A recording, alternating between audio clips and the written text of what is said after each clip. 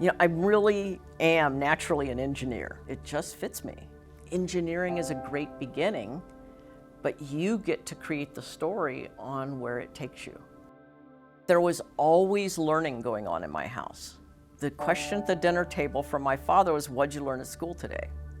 And it was always better to have an answer than not, because otherwise it sounded like a wasted day. My father and I had a discussion that lasted years over how many glaciers came through Indiana. Because of course you couldn't just go Google it, you had to go find a book. And then the other person would have to go find a book. And then you'd find another book. And so that kind of inquisitiveness was just a natural part of things. I was very lucky to grow up with a mother who had been a math major, a math and music major, but then she switched to English because they told her she wouldn't get a job with math and music as a teacher. So I grew up diagramming sentences and conjugating verbs while she was cooking. That was a game. I didn't know any different. I grew up in this little town, went to the same school my whole life, until I graduated. You come from that, and then stepping away from it, you come to Purdue. The nice thing is, none of those, maybe, okay, there was a couple kids here who went to the same high school, there were some, but you come now to a brand new start. The labels you've had for the past umpteen years are gone. You get to be whatever you want to be. My father was an electrical engineer from Purdue, but really a jack of all trades engineer. And my oldest brother was an electrical engineer from Purdue. I didn't really know what branch of engineering I wanted to go into, so it made sense to try something I'd been at least peripherally around. I was very lucky because the advisor I had for freshman engineering didn't try to keep me from exploring. There was a class in athletic training in the men's PE department, so it's like, well, maybe I can take courses that way too. And my advisor didn't tell me I was crazy. Once I did electrical for a while, I was like, oh, that's not it. And I actually started another program. I mean, I designed the whole thing. When I jump in with both feet. So it was going to be civil engineering and land surveying, because that's something else I'd done with my father. At the same time, I was starting the athletic training class. So there was overlap, but that was where it quickly was like, oh, this is what I need to be figuring out how to bring together with the engineering. The fun thing with engineering is if you can dream it, you can put engineering with it. So all you have to really decide is, am I committed to engineering? Am I willing to do the work? Because there is some work.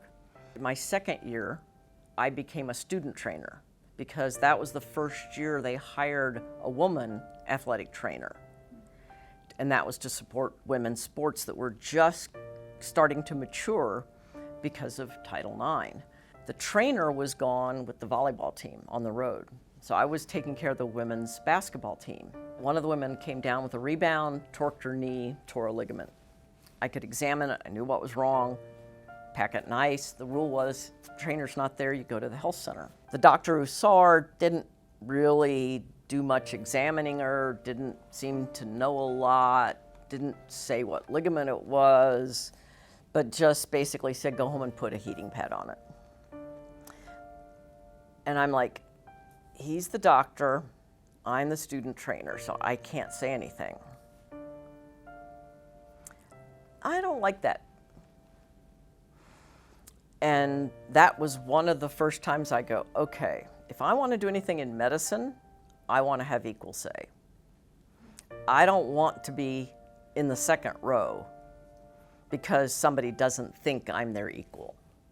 I went to medical school, to a school where I was a second lieutenant for the 4 years of medical school, receiving the salary of a second lieutenant. If I'd been in the Navy, an ensign. All the tuitions paid, books, supplies, stethoscope, black bag, the whole bit.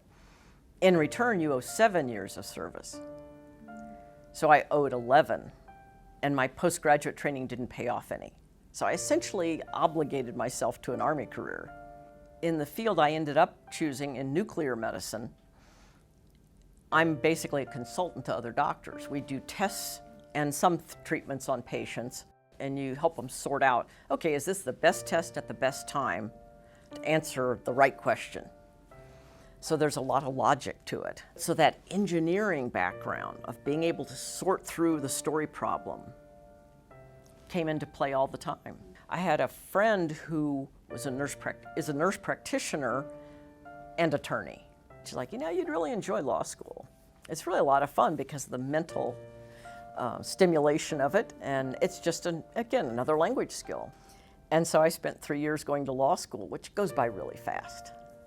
And I was very lucky because a project I was doing my last semester of law school, I stumbled into this advertisement. It was just a little box on the Nuclear Regulatory Commission's homepage. And it was talking about they were looking for people to be technical administrative judges. I'm like, I've never even heard of that. What in the world is it? And so I looked at it, it's like, technical expertise, but you apply it to adjudications dealing with nuclear materials licenses. Engineer, nuclear medicine, with a little legal thrown in, seemed like a pretty good fit. It's okay to be a bit lost, but it's the fun of the exploration that's the adventure. You get to try out different things, whether it's personally, academically. You may co-op, try different work. You may take volunteer jobs. I encourage people, if you think you know what you want to do, try and get as close as you can to doing it. There's a lot of people who let you shadow them, even if you can't get a full job doing it or volunteer, but a lot of those volunteer things can turn into real work. But try and see what it's really like. Take a class, talk to professors. Most of them really like talking to students, that's why they're here. And so there's just so many neat opportunities that you can do those explorations and then see what happens. And when I come back and talk to the students, yeah, it does bring back all of this. And it's like I get to relive it all a little bit. And then over the years, my career has evolved, so the talk has evolved, but the foundation of it is the same. And you can do that by doing what somebody's telling you to do, or you can do it by trying to figure out what you want to do with it.